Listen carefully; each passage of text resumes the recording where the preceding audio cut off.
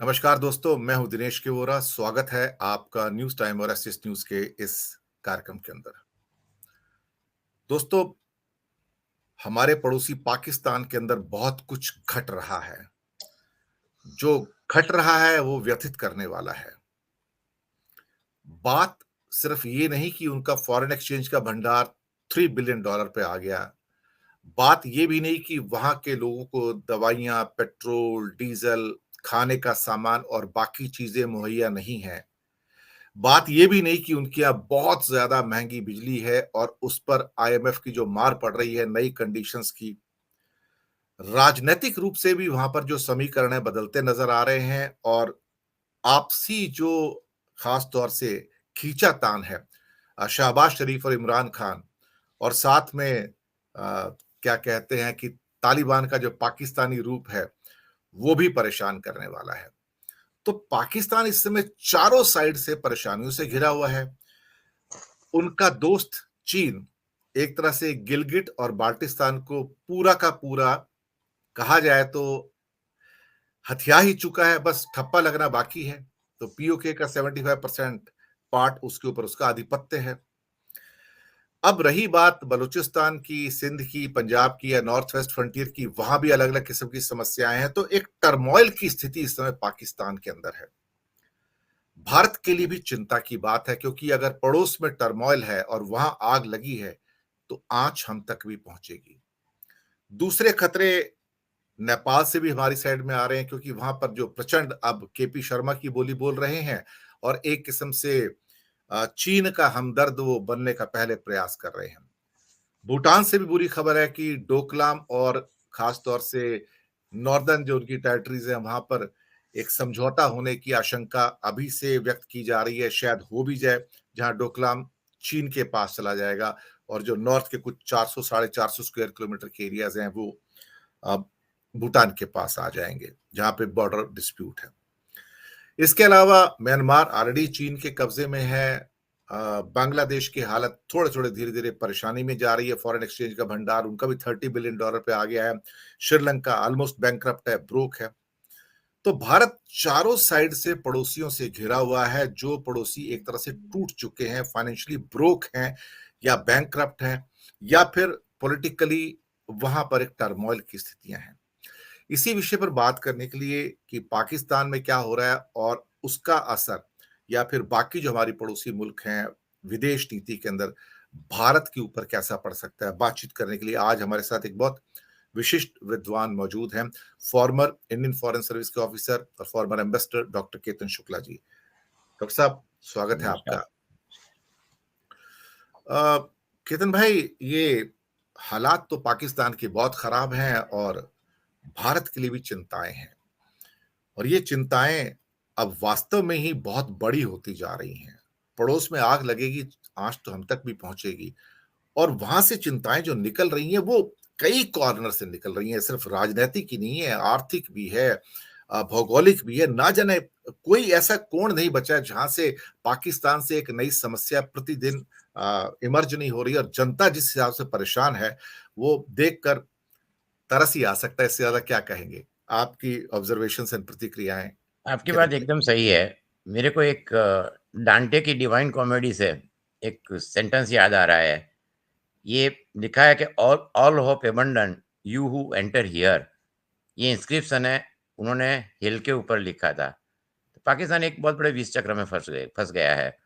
और जो आप कह रहे हो बात एकदम सही है कि जब हमारे पड़ोस में आचा है तो चाणक्य ने लिखा है कि यदि आपके आसपास में परिस्थिति ठीक नहीं रहेगी तो उसके अंगारे आपके पर आएंगे। आपको शायद पता होगा कि एक एंशियंट टाइम में सबसे बड़ा आर्मी 6 लाख उस जमाने में स्टैंडिंग आर्मी चंद्रगुप्त ने रखा था। इसीलिए रखा था कि आसपास से जितने भी प्रदेश है वहाँ कोई दिक्कत न हो। और बाद में उसने डिप्लोमेटिकली सेल्यूकस निकोटर को हरा के उसकी लड़की से शादी कर ली, तो अफगानिस्तान तक उसका साम्राज्य फैला। अब ये जो विष चक्र है ये धीरे धीरे बहुत ही डीप होता जा रहा है।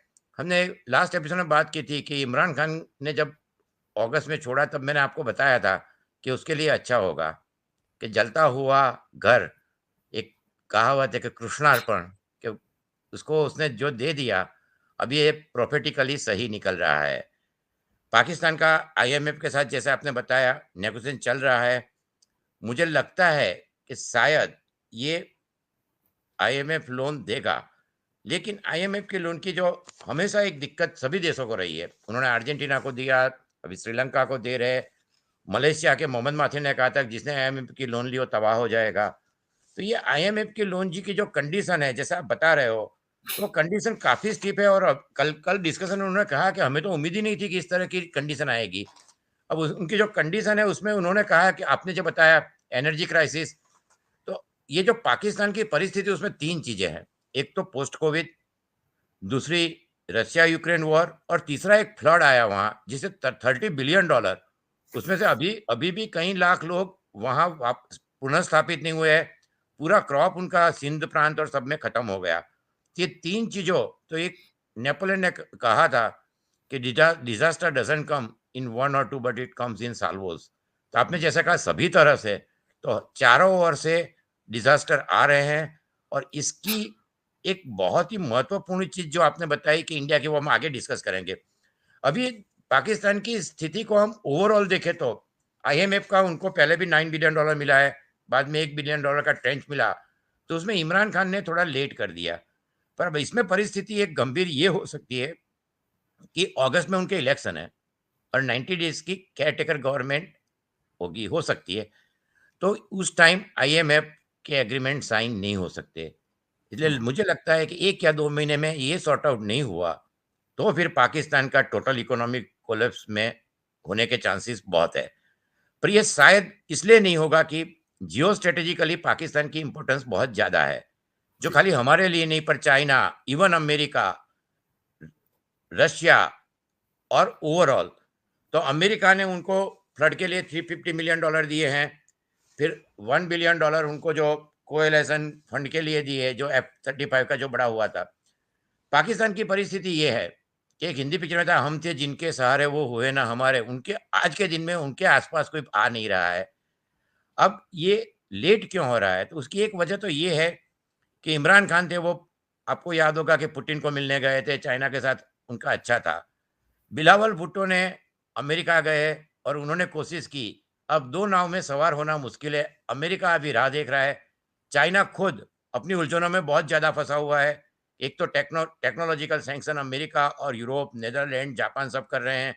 दूसरी उनकी प्रॉब्लम इकोनॉमी है। तीसरी कोविड की वजह से जो उनके प्रॉब्लम है। तो इस परिस्थिति में चाइना उनको बेल आउट करेगा, ये एक हकीकत है, ये हमें मानना चाहिए। तो ये परिस्थिति में एक हमारे लिए सबसे इम्पोर्टेंट क्या होगा? तो हमारे लिए सबसे इम्पोर्टेंट चाइना का हम पहले डिस्कस करें तो एक तो जो आपने ऑलरेडी कहा, चाइना ने उनको $10 billion Peshawar, Karachi railway line के दिए गए हैं। दूसरा वो ग्वादर में एनर्जी कॉरिडोर के लिए और तीसरा जो उनका कंसोलिडेशन है, 3 चीज़ें हैं। अब एक ताज्जुब की बात ये है कि $30 बिलियन में $30 बिलियन तो डेट चाइना का है। तो हुँ। सबसे ज़्यादा डेट है वो इनके प्रोजेक्ट और चाइना का। हमने पहले भी मैंने एक बार आपको कहा था कि 33 कंट्री में उन्होंने डेट ट्रैप उनका 20% से ऊपर है। तो एक तो वो ताइवान स्टेट में उनका सपोर्ट माँग सकते हैं। यूक्रेन वॉर में भी रशिया और उनके साथ चाइना दोनों अलायंस है और तीसरा अफ़गानिस्तान। तो ये 3 चीज़ों की वजह से हमें चाइना की पॉलिसी के ऊपर ज़्यादा नज़र रखनी पड़ेगी। एक चीज़ चाइना कर सकता है, वो ये सब जो डेट है उसको रोल ओवर कर सकते हैं। पाकिस्तान की परिस्थिति श्रीलंका जैसी नहीं है, क्योंकि श्रीलंका का जो डेट है वो 50% प्राइवेट डेट है। पाकिस्तान का खाली 8.4% प्राइवेट डेट है। तो एक पहली तो चीज़ ये हमें ध्यान में रखनी चाहिए, श्रीलंका जैसे उनके हालात है, इसलिए जो उनके फाइनेंस मिनिस्टर ने स्टेटमेंट दिया है कि ये पाकिस्तान अल्लाह ने क्रिएट किया था और ये सॉल्व करना अल्लाह के ज़िम्मे है। तो ये जो है परिस्थिति, ये उनकी परिस्थिति, हम जो राम भरोसे वर्ड यूज़ करते हैं, उस तरह का डेस्परेट स्टेटमेंट है। मुझे लगता है कि दुनिया के सभी फॉरेन फाइनेंस मिनिस्टर के लिए राहु काल चल रहा है। आप कोई किसी भी देश में यदि उसको ऑब्जर्व करोगे तो ये परिस्थिति थोड़ी गंभीर हम कह सकते हैं। अभी हम यदि डेट की ओवरऑल सिचुएशन देखें तो उनका जो डेट है वो $30 बिलियन मैंने जैसे आपको बताया, और उसमें से डेट जीडीपी रेशियो 70% पे पहुंच गया है। जो बहुत ही ज़्यादा है। इसका मतलब कि 40 से 50% गवर्नमेंट रेवेन्यू अब इंटरेस्ट पेमेंट में जाएगी, जो हम इंडिया में भी हम डिस्कस करते हैं कई बार के डेट ज़्यादा नहीं बढ़ना चाहिए। अब ये 27 बिलियन बायलैटरल है, उसमें से 23 बिलियन चाइनीज़ है, बाकी 3 बिलियन मैंने जैसे आपको कहा प्राइवेट है। तो ये शायद रोल ओवर हो सकता है। पर इसमें ये है कि इलेक्शन ईयर आ रहा है, तो अब यदि शाहबाज शरीफ को जो आईएमएफ ने कंडीशन रखी है कि एक तो एनर्जी सेक्टर, तो आपको पता होगा कि पाकिस्तान में आज 8:30 साढ़े 8 बजे को मॉल बंद कर देने पड़ते हैं, उनकी एनर्जी की क्राइसिस बढ़ती जा रही जी, है। जी, इंफ्रास्ट्रक्चर है, पर जो एनर्जी है, उसको प्रोवाइड करना उनके लिए मुश्किल है। तो अब यदि ये प्राइस बढ़ाएँगे तो 80% पॉपुलेशन को इसकी इफ़ेक्ट होगी। दूसरा, आईएमएफ आया उनसे पहले उन्होंने पेट्रोल और डीज़ल की प्राइस बढ़ाई, जी, फिर ₹35 पेट्रोल में बढ़ाया। अब ये और प्राइस बढ़ाने की बात कर रहे हैं। ये एक और मुसीबत होगी कि इतनी जब हमेशा ये जो आईएमएफ का होता है या कोई भी कंट्री में, तो उसकी सबसे ज़्यादा मार गरीब और लोअर मिडल क्लास पे पड़ती है। तो ये जो है कि इलेक्शन ईयर में इतना, और तीसरा जो आपने बताया इमरान खान। अब इमरान खान एक बहुत बड़ा फैक्टर है, क्योंकि इमरान खान जो अभी उनका है, उनके 2 बाई इलेक्शन वो जीते हैं, उनके जाने के बाद जो हम पार्लियामेंट के कह सकते हैं, और 2 स्टेट में उनकी गवर्नमेंट है। सुप्रीम कोर्ट उनकी काफ़ी इंडिपेंडेंट रहती है। जैसे उन्होंने जियाउल हक को, मियाँ भाई जो उनके चीफ जस्टिस, उन्होंने सौगंध विधि नहीं कराई थी। अभी भी उन्होंने जजमेंट दिया तो पंजाब में इमरान खान की गवर्नमेंट टिक गई, बलूचिस्तान में उनकी गवर्नमेंट है। तो ये परिस्थिति में अब लोगों में उनकी पॉपुलैरिटी है, और दूसरी चीज़ उनकी एक ये है कि आर्मी के बारे में पहली बार कोई आदमी, जो उन्होंने पहले भी उनकी वो हुई, तो ये बोल रहे हैं। तो पाकिस्तान की पब्लिक में भी आर्मी के बारे में जो पहले ये था कि 100% लोग ब्लाइंडली सपोर्ट करते थे, उसमें भी एक दुविधा की परिस्थिति होती जा रही है। आज जैसे जनरल मुशर्रफ का देहांत हुआ, जी, तो पाकिस्तान में जनरल मुशर्रफ का हम देखें तो उन्होंने एक बहुत मास्टर स्ट्रोक हम कह सकते हैं कि एक इंडिया से गया हुआ आदमी एयर से कूद करके प्रेसिडेंट बना। हमेशा वो बाकी सब जो जनरल थे या इवन पॉलिटिशियंस थे, उनसे काफ़ी बैलेंस बोलते रहे हैं। He was a very good. और उनकी एक तीसरी चीज़ है कि उनकी शायद बॉडी लाई जाएगी, कि जिसका फ़ायदा इमरान खान को हो सकता है, क्योंकि दुबई में जब वो जहाँ रहते थे, वहाँ जो पाकिस्तानी कम्युनिटी है या पाकिस्तान में, उनकी इमेज नॉन करप्ट मीन्स बाकी जितने भी हैं, उन सब से एक, आप देखोगे भुट्टो है, शरीफ है या बाकी आगे, सबका दुबई में कइयों के अपार्टमेंट है, कहीं प्रॉपर्टी है। तो आप दुबई में जाओगे तो टैक्सी ड्राइवर आपको दिखाएगा कि मुशर्रफ का मुशर्रफ साहब एक थे, जिन्होंने कभी यहाँ कोई प्रॉपर्टी नहीं खरीदी है। तो उनकी इमेज थोड़ी अच्छी रही, और बाकी जो याह्या खान का अंत हुआ, अयूब खान का हुआ, भुट्टो का हुआ, उस तरह का उनका वो चल जाना पड़ा, पर इस तरह का नहीं हुआ। तो ये एक चीज़ है कि अब शहबाज शरीफ के लिए जब मुशर्रफ की डेड बॉडी आएगी, तो उसकी भी थोड़ी इम्पैक्ट उनके पॉलिटिकल जो अगस्त में है, ये इफ़ेक्ट होने वाली है। तो ये परिस्थिति में मुझे लगता है कि शहबाज शरीफ की परिस्थिति डीप सी एंड डेविल के बीच में है। यदि आईएमएफ की कंडीशन वो करेंगे, तो बहुत ही अनपॉपुलैरिटी बढ़ेगी। अब इसमें पाकिस्तान के पास क्या-क्या ऑप्शन रहते हैं। तो ये जो आईएमएफ की लोन नहीं हुई, तो उसके परिणाम बड़े गंभीर होंगे। तो इसमें कई चीज़ें होगी। एक तो सिंपल चीज़ है कि इन्फ्लेशन बढ़ेगा, जो 27% के आसपास है। आपको ताज्जुब होगा, उन्होंने कहा है इम्पोर्ट को रिस्ट्रिक्ट करिए। पाकिस्तान में 22 करोड़ लोग हैं, उन्होंने $750 मिलियन की चाय इम्पोर्ट की है लास्ट ईयर, ये जी, क्राइसिस में, और 2000 इम्पोर्टेड गाड़ियाँ। अब तीसरी चीज़ उन्होंने कहा है कि स्वीटनर पे डालिए। स्वीटनर एक ऐसी चीज़ है कि उसमें उनकी पॉलिटिकल लॉबी, उनका बहुत बड़ा कंट्रोल है। तो ये आईएमएफ की चीज़ें मानने में तो अब एक सेविंग रेट कम होगा। सबसे पहले तो उनका कल्चर नहीं है, फैमिली साइज़ बहुत ज़्यादा है, एजुकेशन भी कम है। तो इन्फ्लेशन बढ़ेगा, रूपी वीकन होगा। रूपी का आपने देखा ही होगा कि 267 तक पहुँच गया है। एक ही दिन में 26 जनवरी को 9% गिर गया था, जो इतना हाईएस्ट था। इम्पोर्ट कम करेंगे। तीसरी चीज़ ये है कि जब पुलवामा की युद्ध, उसके बाद हमने एमएनएफ स्टेटस ले लिया, तो जो 16 में $2 बिलियन का ट्रेड था, ये अभी आज के दिन में बहुत नहीवत है। तो जो टेक्सटाइल, उनकी सबसे बड़ी एक दूसरी दिक्कत ये होगी टेक्सटाइल में, कि जो बंदरों पे सामान पड़ा है, उसमें हॉस्पिटल का हुँ, है, टेक्सटाइल का 2 करोड़ लोग पाकिस्तान के उसके ऊपर निर्भर होते हैं, और यदि ये मार्च तक रिलीज़ नहीं हुआ, तो एक बहुत बड़ी परिस्थिति वहाँ पे गंभीर होगी कि ये जो इम्पोर्ट है, रुपीज़ गिरेगा तो इम्पोर्ट की प्राइस बढ़ेगी, एक्सपोर्ट बढ़ाने की, मैंने जैसे कहा टेक्सटाइल, ये अभी लोगों के ध्यान में नहीं आया, पर ये बहुत ही बड़ी चीज़ है कि उन्होंने अमेरिका से एक्सपोर्ट किया और यहाँ-वहाँ से किया, कि जो इंडिया से जाता था। तो इस परिस्थिति में उनके लिए 3-4 चीज़ें हैं। एक तो सबसे पहले उनको आईएमएफ की कुछ कंडीशन तो माननी पड़ेगी।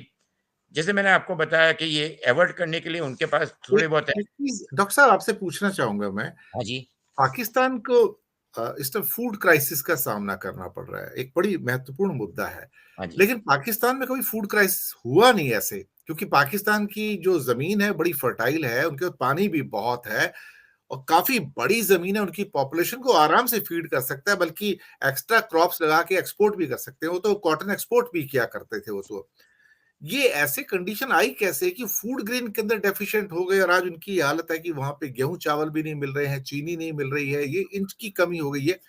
फ्लड्स आए, एक बार हो गया चलो ठीक है, लेकिन उसके बाद फ्लड के बाद दूसरी क्रॉप भी अब आने वाली है, कुछ तो आई हैं।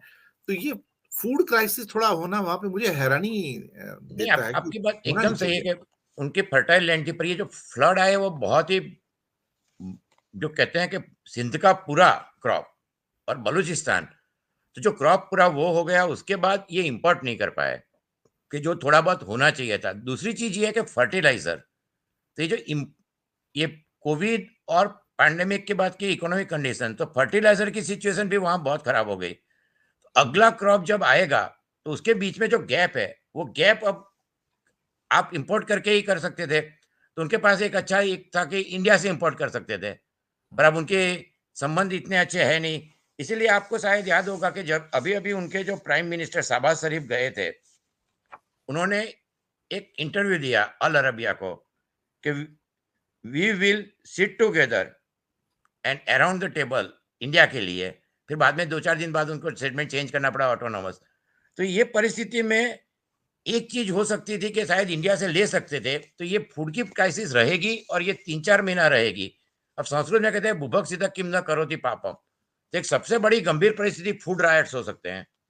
और पाकिस्तान की जो प्रजा है, मिस कोई क्रिटिसिज़्म नहीं है, पर कि जैसे भूटान है, नेपाल है, श्रीलंका है, वहाँ ऐसा नहीं है। वहाँ गन कल्चर है, वॉलेटाइल पब्लिक है।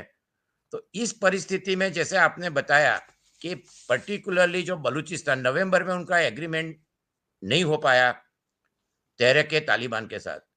अब तहरीक-ए-तालिबान एक बहुत बड़ा डेंजरस फैक्टर है उनके लिए, क्योंकि जब ट्रंप ने तालिबान से, एक तो मेरा मानना है कि तालिबान से किसी को फ़ायदा होता नहीं है। उनके साथ बिल्कुल। नेगोशिएट करना, उनको डोनेशन करना, जो भी करे, एक तो 2000 प्रिज़नर रिलीज़ हो गए थे। उनके पास आर्म्स ज़्यादा है। जो ट्रंप ने उनके तालिबान के साथ डिस्कशन किया, उसका पूरी दुनिया को इसकी इफ़ेक्ट आ रही है। तो 2 ही दिन पहले पेशावर में एक बहुत बड़ा ब्लास्ट हुआ, बॉम्ब ब्लास्ट हुआ, जो एकदम फोर्टिफाइड एरिया था पुलिस का। वहाँ 50 लोग मर गए, 150 ये हुए। और उसके बाद 2 दिन में तालिबान ने एक ऑडियो रिलीज़ किया है, कि जिसमें उन्होंने पाकिस्तान जुडिशरी का हेवी क्रिटिसिज़्म किया है। तो अब ये जो टॉक फेल होने के बाद, और पर्टिकुलरली आज के दिन में पाकिस्तान की परिस्थिति ऐसी नहीं है कि वो तहरीक-ए-तालिबान पे एक्शन ले सके, तालिबान भी उनके ऊपर एक्शन नहीं लेगा। तो ये परिस्थितियाँ, पूरा एरिया बहुत ही डिस्टर्ब होता जा रहा है। और इसीलिए यदि पाकिस्तान में टोटल कोलैप्स हो जाए, तो अफ़गानिस्तान जैसी परिस्थिति जो बॉर्डर एरिया और बाकी जगह हो, जो हमारे लिए अच्छी नहीं है। इसलिए आपने देखा होगा कि हमारे external affairs minister Jaishankar ji ने अभी स्टेटमेंट दिया कि इंटरनल है, I don't want to give any statement. दूसरा उन्होंने ये कहा कि Indus treaty is being discussed between the experts, it's a technical matter, they will discuss. आस-पास के पड़ोसियों में हम भूटान को सबसे ज़्यादा एड दे रहे हैं इस बार, नेपाल को भी दे रहे हैं, म्यांमार दो को भी 2400 करोड़ दे रहे हैं 400 करोड़, भूटान को। म फिर 400 करोड़ के आस-पास सभी को, म्यांमार, नेपाल, ये वो। तो आस-पास के पड़ोसी सभी की परिस्थिति खराब है, एक्सेप्ट भूटान। तो ये एक अच्छी चीज़ है। और पाकिस्तान की परिस्थिति जो ज़्यादा खराब हुई, तो उसमें 3 से 4 चीज़ें हो सकती है। एक तो इलेक्शन ज़्यादा पोस्टपोन नहीं कर सकते, जिस तरह के इमरान खान को पॉपुलर सपोर्ट मिल रहा है। आर्मी कू होने का ज़्यादा चांसेस नहीं है, क्योंकि अब आर्मी में भी स्प्लिट है। इमरान खान ने एक चीज़ अच्छी की है कि आर्मी का जो एक वर्चस्व था, वो थोड़ा कम हो गया है। नए आर्मी चीफ का इतना पावर नहीं है। और एक पर इसमें हमें इससे सचेत रहना चाहिए कि आगे ऐसी कोई घटना न हो। अब एक एक तो उनको सऊदी अरेबिया, वो उनको बेल आउट करेगा। उन्होंने उनको $3 बिलियन का पहले पैकेज दिया था, क्योंकि सऊदी अरेबिया में पाकिस्तान का आर्मी भी है। वो अपने मक्का मदीना के वो जो क्या कहते हैं संरक्षक है, और ईरान, तो सऊदी अरेबिया के लिए गल्फ स्ट्रीट और सब में पाकिस्तान की उनको ज़रूरत पड़ेगी। कतार ने $1 बिलियन का कहा है और $2 बिलियन शायद दे सकते हैं। और तीसरी एक महत्वपूर्ण चीज़ ये हुई है कि जिनीवा में अभी एक मीटिंग हुई। अब ये मीटिंग में यदि आप देखोगे तो कौन-कौन से कंट्री थे? तो उसमें चाइना था, सऊदी अरेबिया था, अमेरिका था, फ्रांस था, जापान था और एडीबी था। और उन्होंने उनको टोटल $9 बिलियन 3 साल में देने का वादा किया है, ये फ्लड रिलीफ के लिए। और सेक्रेटरी जनरल का स्टेटमेंट भी बहुत ही इम्पोर्टेंट है कि उन्होंने कहा morally bankrupt global financial system is not good for the country like Pakistan and they are victim of the climate disaster. तो मुझे लगता है कि ये जो स्टेटमेंट आया है, ये शायद उनको यहाँ से भी पैसे मिलेंगे और थोड़ा बेल आउट हो जाएगा। उनको इमीडिएट रिक्वायर $9 बिलियन काफ़ी बड़ी अमाउंट है। सो ये 3 साल में उनको देने का वादा किया है, और ये फ्लड रिलीफ के लिए उसमें कहीं थोड़ा बहुत अटैच उनका होगा पर एक सपोर्ट सिस्टम बहुत अच्छा है केतन भाई, वो रेमिट